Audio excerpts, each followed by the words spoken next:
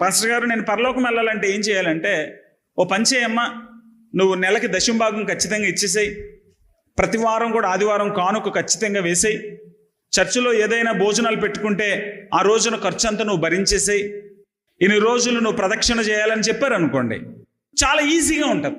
అలా కాదు, అవన్నీ చెప్పకుండా ఒక్క అబద్ధం మాట్లాడినా కుదరదు, చెడు చూపులు చూడడానికి వీల్లేదు, చెడు ఆలోచనలు ఉండడానికి వీల్లేదు, చెడు దారిలో నడవడానికి వీల్లేదు అని నైతిక ప్రమాణాల గురించి మాట్లాడామనుకోండి, అది చాలా కష్టం. అవండి ఈ రోజుల్లో ఒక అబద్ధం ఆడకుండా ఎట్లా గడుస్తుందో చెప్పండి.